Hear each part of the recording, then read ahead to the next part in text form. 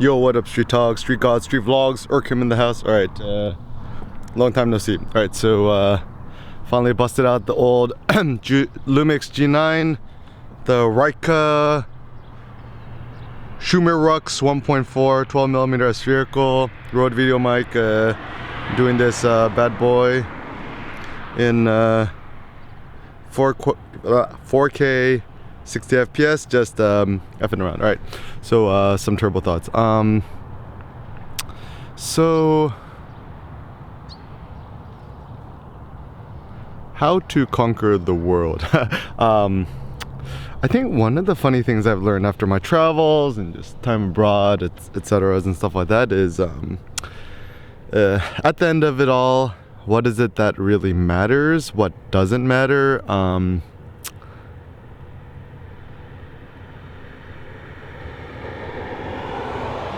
I think things that actually don't matter that much is like money. Actually, money is not that important. You know, as long as you pay rent and you could buy meat. And to me, it's not food we want. We want meat. Anything that's not meat is not food. So that's the first thing. But I think what is interesting is to have influence, to have certain connections, and you don't need to be influential with a quadrillion people. It's better to be linked with like 1 to 3 extremely influential people, like shakers, movers, and kind of do cool stuff. And I'm also starting to think it's like, you know, like for example, just doing free talks for like big companies or stuff like that. I mean, like it's really not like a monetary thing. It's just like an influence, power, fun life thing. Fortunately / unfortunately, we live in this kind of a superficial world society that's, you know, mostly capitalist, consumerist, and you know, I personally prefer this way. Like anyone who, I'm like, do you really wish you would grow your own cows, butcher themselves, eat it yourself, or grow your own vegetables? I'm like, nah. And so like any kind of person who feels like a kind of like you know, self-righteous vegetarian vegan, I'm like, unless you don't live on a plot of land in Idaho by yourself, tending all your things, don't have an iPhone, don't have Amazon Prime, don't go to Whole Foods, etc. Free market capitalism has certainly benefited you and us more than anything else. And so maybe what I'm starting to think is the best strategy then seems to be leveraging the upsides of capitalism and stuff like that for fun. And I mean, obviously the easiest way you can leverage yourself is putting yourself out there, the internet, right? This thing called the internet. So whether it be making a website, blog, a YouTube channel, podcast, Anchor.fm, stuff like that. And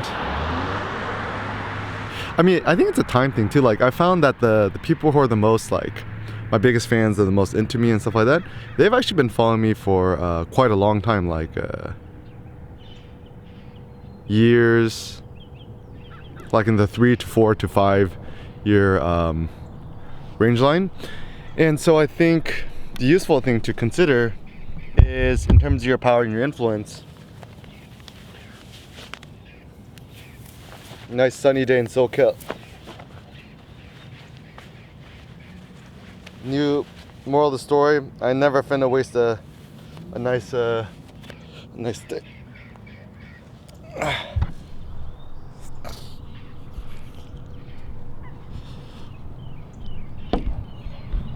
Especially if the weather's good.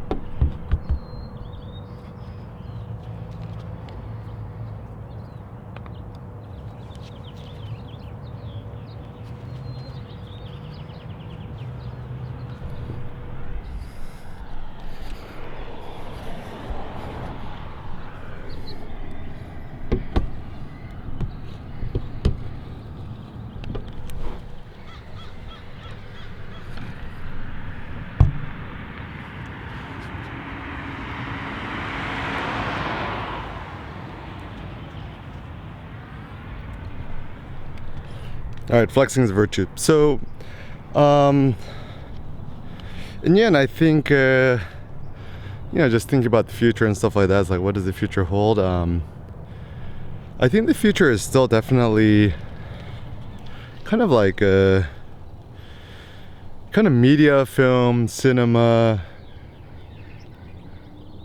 YouTube, stuff like that. It seems like this notion of being a quote unquote influencer is also still quite a catchy concept. People still kind of seem to like it. So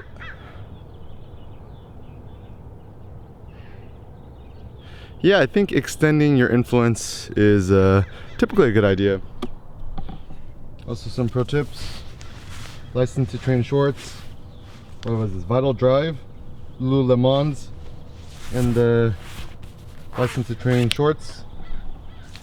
Front zipper pockets and back zipper pocket. That Soul Clutch. Also, Real Street Togs. Used an iPhone SE. Mine's all scratched up and shit. Hashtag no case lifestyle. And yeah, I think just some other kind of random thoughts on my mind is 1000x. So one turbo thought I had, looking at the stuff and stuff like that, is if something is not 1,000 times better, kind of don't bother. So I mean, it's kind of a tricky thing, but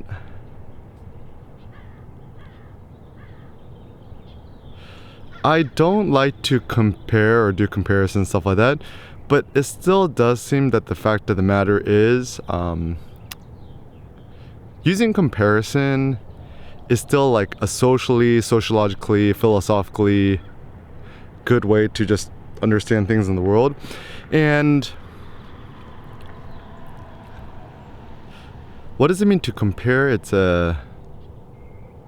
think maybe what it means to compare is just like look at, other human beings, where we live in the world, and using that as some sort of ground truth for, you see certain trends and, things that you want to become, things you do not want to become. So I think, for example, I love comparing myself to Elon Musk or Kanye West, etc., because it could help you aspire towards greater and also emulate certain virtues that you find personally interesting. And also, I think comparison is useful insofar much as, like, for example, being a parent. I think it actually is useful to compare your kid to others insofar much as observing parenting and seeing other kids acting a certain way, things you do not want to emulate or copy. And so that's actually a good one. And so, thinking 1000x. So, like, for example, I currently have the iPhone SE, the new one, just medium storage, did it. And went to Apple Store, checked out the new iPhone 14 Pro, did it, played with it a little bit. And it's funny because the photos on the iPhone Pro are not 1,000 times better than the iPhone SE. Like, just like marginally better, right? I mean, it's better, but it's not like that much better, right?